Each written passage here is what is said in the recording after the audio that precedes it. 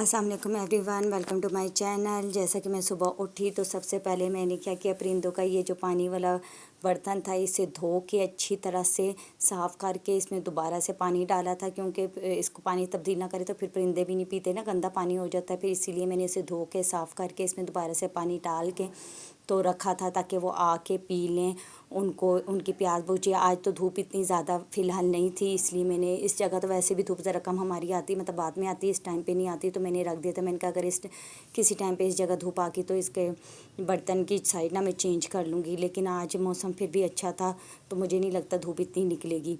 तो फिर साथ में पराठे बनाए थे क्योंकि मौसम अच्छा था, और इस मौसम में वैसे भी पराठे अच्छे लगते हैं। वैसे गर्मी में इतना तो खाया नहीं जाता, लेकिन मौसम बेहतर हो तो फिर ये वाली चीज़ें खाई जाती हैं। और फिर ये पराठा बना रहे थे, और पराठे में ये होता है कि आप इसके पेड़े में ऑयल लगा देते हैं इतना, तो ऊपर आप थोड़ा सा भी लगाएं तो आपका पराठा फिट फाट मज़ेदार बनता है। और फिर साथ ही चाय रख दी थी, क्योंकि पराठे के साथ चाय का कॉम्बिनेशन बहुत ही मज़ेदार लगता है।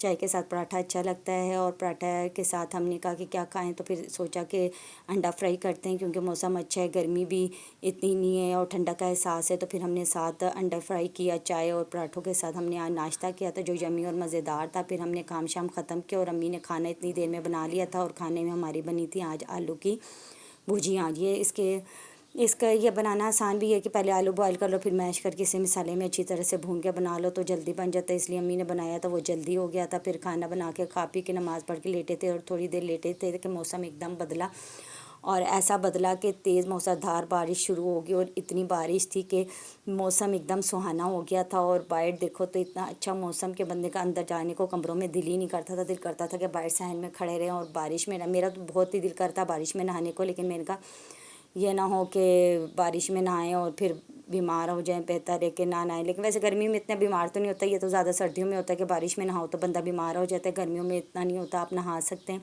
लेकिन फिर भी मैं बाहर खड़ी थी, नहाई नहीं थी, लेकिन थोड़ा पीछे होकर खड़ी थी, मौसम इंजॉय कर रही थी। इतना अच्छा मौसम था, कमरों में जाने को दिल नहीं कर रहा था, और बाहर ही इतना अच्छा मौसम था, अंदर हाफ्स में कौन जाए। और फिर ये हमारे जो था घर देखे पानी पानी, और इस तरफ हमारा फ्रीज़र इस तरफ इसलिए आया है कि उस तरफ दूसरी साइड की हमारी जो है लाइट ख़राब हो गई थी, जिसकी वजह से फ्रीज़र को इस तरफ हमने शिफ्ट किया। अब वो सही इलेक्ट्रीशियन आएंगे, वो सही करेंगे तो फिर हमारा फ्रीज़र उस तरफ जाएगा, क्योंकि इस तरह तो चीज़ें ख़राब हो जाती हैं।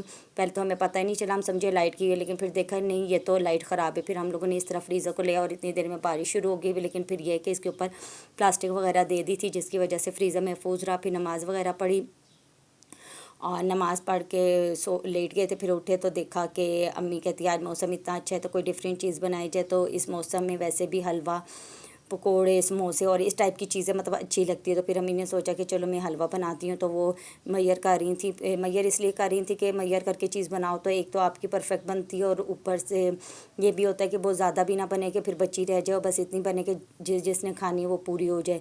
ताकि फिर फ्रीज़र में रखो तो फिर यही होता है कि दो दो तीन तीन दब पड़ी रहती, इतना कोई खाता नहीं है। तो बेहतर है कि इतनी बनाए कि बस उसी दिन ख़त्म हो। तो फिर अम्मी ये मैया करके डाल रही थी शीरा के लिए, पानी और चीनी डाल के वो अम्मी ने रख दिया था कि ताकि वो उसका शीरा बन जाए। फिर और इसमें हमने ऑयल और जो है इलायची और डाली, और इसे सूजी को भूनने शुरू अम्मी ने कर दिया था, और इसे अच्छी तरह भूना था। इसे इतनी देर तक भूनना है कि ये ब्राउन हो जाए ना। जब ये ब्राउन हो जाए तो फिर जो हमने इसका हलवे का जो शीरा, हलवे का शीरा कह रही हूँ, पानी का जो शीरा होता है वो इसमें डाल दिया था। और फिर ये इस तरह का कुछ बन जाता है, मतलब वो डालते हैं तो फिर इसे अच्छी तरह भूनते हैं। जब भून के ये इस तरह हो जाता है तो फिर इसका टेस्ट मज़ेदार बनता है। फिर इसके बाद आप इसमें कोई भी ड्राई फ्रूट डालें और खाएं, मज़ेदार होता है। फिर साथ ही हम, मेरी बहन ने कहा कि चलो पकोड़े बनाते हैं, मौसम इतना अच्छा है, वैसे गर्मी में खाए नहीं जाते, लेकिन आज मौसम अच्छा है, बारिश वाला है, ठंडा का एहसास भी है, तो चलो पकोड़े बनाए जाए। तो उसने मटीरियल बना के पकोड़े तलने शुरू कर दिए थे, और हमने फिर ये चीज़ें खाई। तो फिर रात हुई तो हमारे घर गेस्ट आ गए, और हम लोग जो खाना तो खा चुके थे, लेकिन गेस्ट के लिए फिर दोबारा बनाना पड़ा। और हम लोगों ने फिर ये कबाब साथ में फ्राई किए थे। कबाब तो फ्राई हो गए थे, और साथ खाना पकाया था, क्योंकि हम लोगों ने तो आलू की भुजिया बनाई थी, लेकिन मेहमानों के लिए तो फिर बनाना पड़ा था।